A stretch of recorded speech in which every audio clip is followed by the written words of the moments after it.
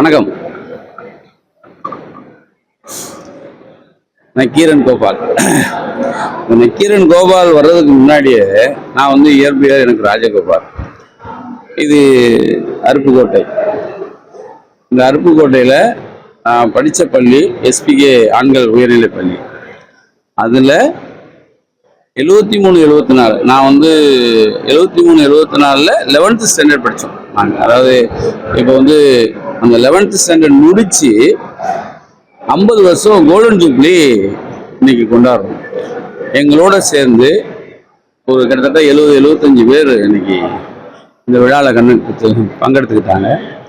75 பேரையும் நெல்மணியில் இருக்கிறவங்கள அப்படியே ஒவ்வொரு ஆளாக சேர்த்து 75 பேரும் எல்லாருமே ஒரே ஊரில் இல்லை, எல்லாருமே தூரதேசத்தில் இருக்காங்க, எல்லாருமே வேறு மாவட்டங்களில் இருக்காங்க. எல்லாருமே ஒன்று சேர்ந்து இன்னைக்கு ஒன்று கூடி இந்த பொன்விழா ஆண்டில் சிறப்பாக இன்னைக்கு கொண்டாடுற தினமாக இதை நாங்கள் பார்க்குறோம்.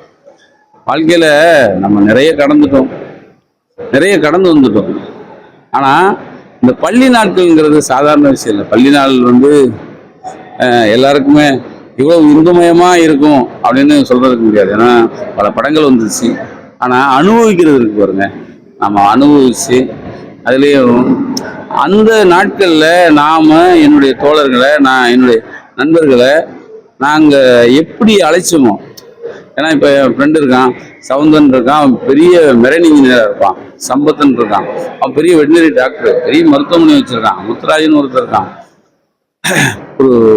அதாவது பெரிய பெரிய பதவியில் பெரிய படிப்பு படித்து மிகப்பெரிய அளவில் அந்தஸ்தாக இருக்கிறவன் எல்லாருமே தான் அந்தஸ்தை மறந்து ஒரே நிலையில் ஒரே கோட்டில் எல்லாருமே இந்த நாளை நாங்கள் கொண்டாடிட்டு இருக்கோம். அது ஒரு சுகமான போதைம்பாங்கள்ல, சுகமான போதை.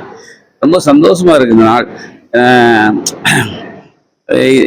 அந்த பள்ளி நாட்களில் நமக்கு எந்த பேர்டன் இல்லாமல், எந்த கஷ்டம் இல்லாமல், படிப்பு மாத்திரம் தானே. அது எங்களில் பாதி பேர் நல்லா படிக்கிறவர் இருப்பான், பாதி பேர் படிப்பை தாண்ட முடியாதவர் இருப்பான், படிப்பே வராதவர் இருப்பான். ஆனால் எல்லாருமே ஒரே கோடில் நிற்போம். எல்லாருமே ஒரே கோடு.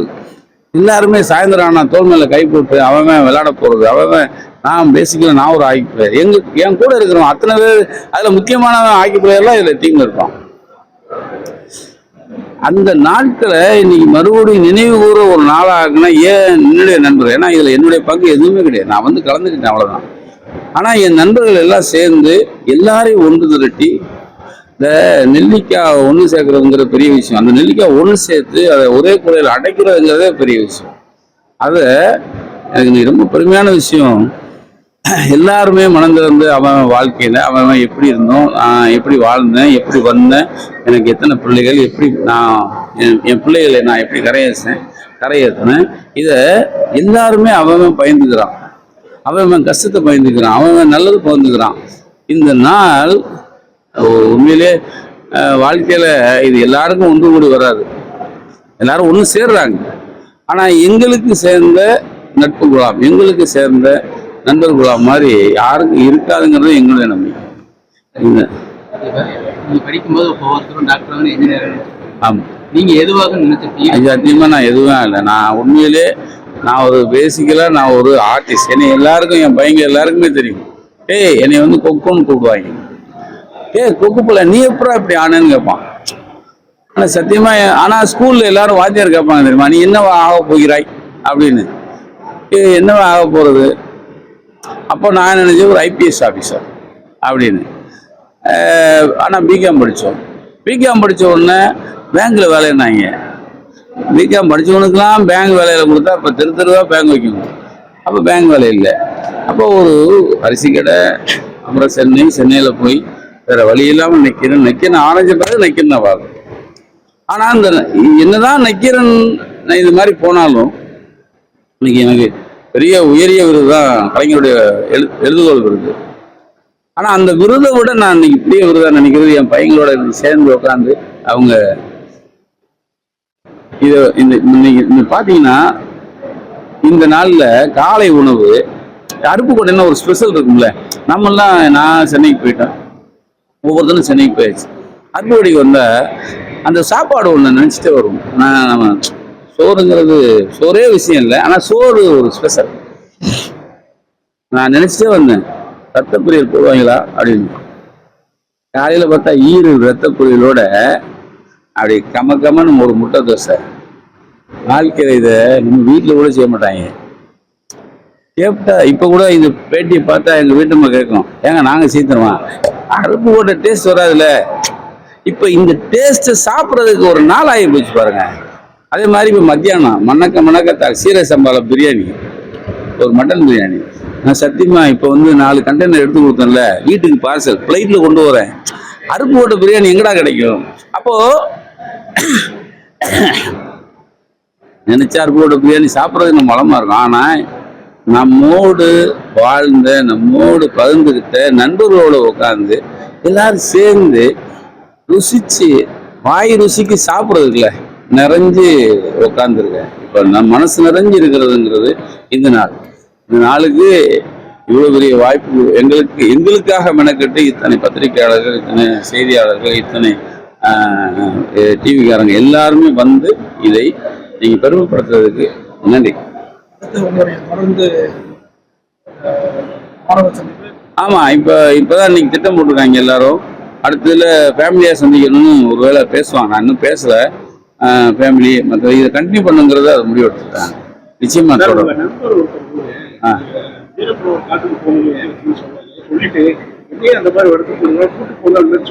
ஆமா, யாராவது அதாவது